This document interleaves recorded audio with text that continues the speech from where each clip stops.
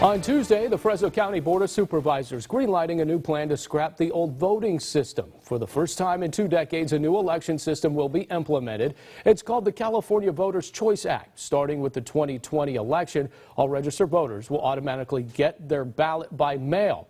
Now, voters can choose whether to mail it in or drop it off at a vote center. It swaps out 268 precinct-specific polling places with 50 voting centers, all in Fresno County and all open to voters.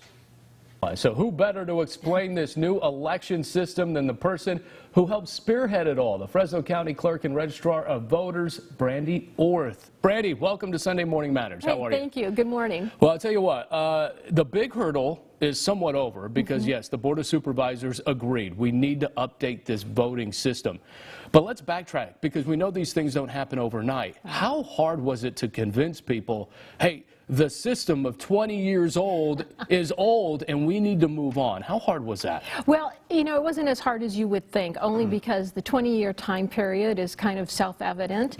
And what happened at the end of February was that the Secretary of State is decertifying old technology, which our current system falls into. So we legally can't use it after next February.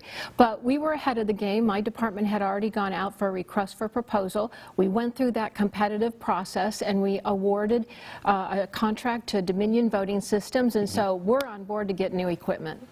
You know, and the Board of Supervisors, 3-1, if I'm not mistaken, was the count. Did you have to do some lobbying, though, in order to get them on board to see it? Hey, this is going to be really advantageous for the voters moving forward?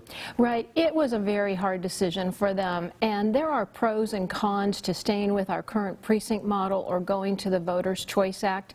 And the Voters' Choice Act does come with a little bit higher price tag, and so it's a really hard decision. And I appreciate that they really read all the materials, asked a lot of questions, and then we were very happy that they had voted in the affirmative.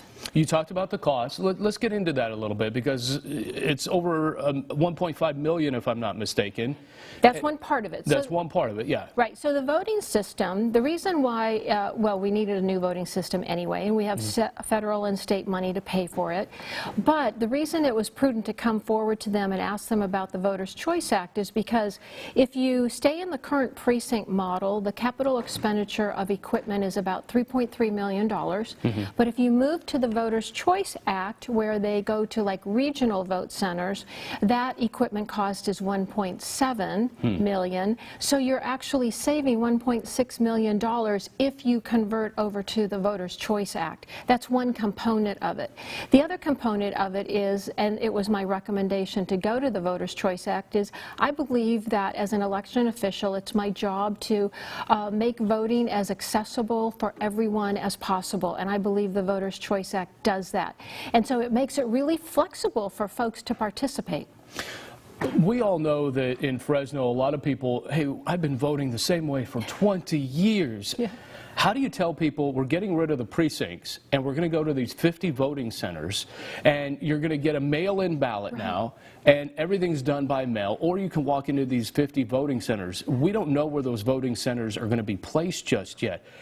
Between now and that primary in March, which is just less than a year away now, how do you get people to figure this out? Well, that is a huge undertaking, and the bill requires us to do tremendous community outreach. And so we are already reaching out to our community partners, organizations that would like us to come by and explain this to your members. We would be happy to do that.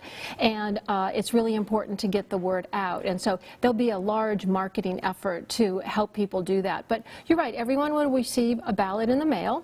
And if, you know, that works for you and you can vote it and return it, you can do it by mail. We'll also have additional 30 drop boxes throughout the county. You could drop it off there, or you could come in to any of the vote centers and drop them off.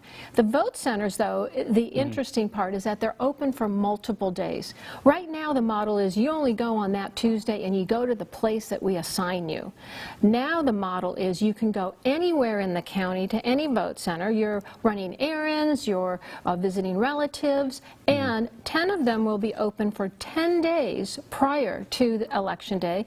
An additional 40 will be open 3 days before the election, and then all 50 are open election day. So no excuses anymore, right? I don't think so. No excuse. You know, and you look at this and you say to yourself, you know, really, there's a lot of change that goes with this, and with change, there's always a glitch somewhere.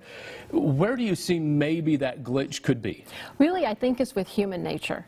I think change is hard, and some people, it will be very difficult for them to do that. And so I think, again, the voter education, reaching out to people, getting them used to our new voting equipment. We'll be doing demonstrations and things, and just trying to get them more comfortable. The voting equipment, though, it's still, it's almost like you're writing things in still. Nothing is going to be digitized, right? No, good clarification. Yeah. We still have a paper ballot. That's not going to change. You're still going to, at the vote centers, be able to put your ballot into the tabulator, into the ballot box. It's just going to look different. It looks a little bit bigger.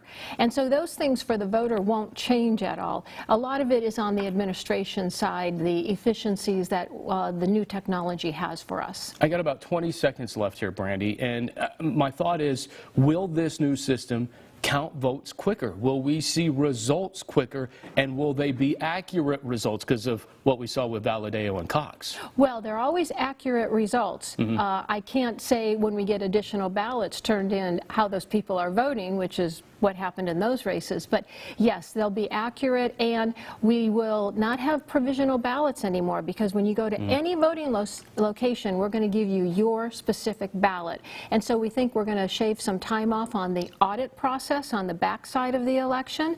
And with only 50 locations reporting election night, hopefully we'll be done before the next morning. All right. Very busy woman right here, Brandi Orth. Thank you so much for coming in. Thanks a lot. Appreciate it.